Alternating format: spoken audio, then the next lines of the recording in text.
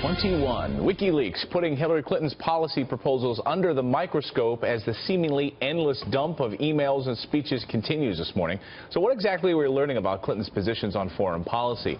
And what does it say about her ability to lead? Here to help us break it down for us this morning, U.S. Army veteran, Fox News contributor Pete Hegseth. Pete, great to see you this morning. So, of course, tomorrow night, focus on this. I'm sure we're going to be hearing about WikiLeaks and whether or not she has the ability to lead. What do we learn about one of these new emails as it focuses on Islamic terrorism? That's right. I mean, it emphasizes that she has, as we heard in other emails, a public position and a private position. Right. On this one, she'll talk and acknowledge the fact that there are radical strands inside Islam, but then out in public, as Barack Obama has done and others have done, she's very careful never to say radical Islam or use the word Islam in her critique of the enemy that we're facing right now. They had a specific discussion about this in the emails. Here's an excerpt of this, and this is for debate prep on radical Islam. It says this: we can't buy into the same narrative that these barbaric radical jihadists use to recruit new followers.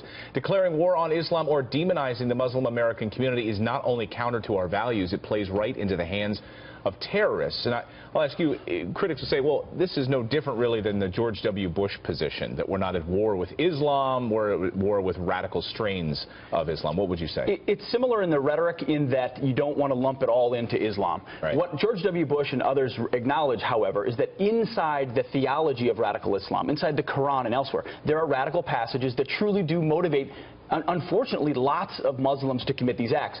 Hillary Clinton would say, no, that's just not the case. There's just a few dead-ender types that eventually will fade away if we just hold up moderates. That's not clear that's what will happen. It'll be interesting to see that tomorrow. And also Iran. And here was an excerpt to Goldman Sachs CEO Lloyd Blankfein on bombing a belligerent Iran. Listen to this. Clinton says, quote, well, you up the pain that they have to endure by not in any way occupying or invading them, but by bombing their facilities. I mean, that is not the option.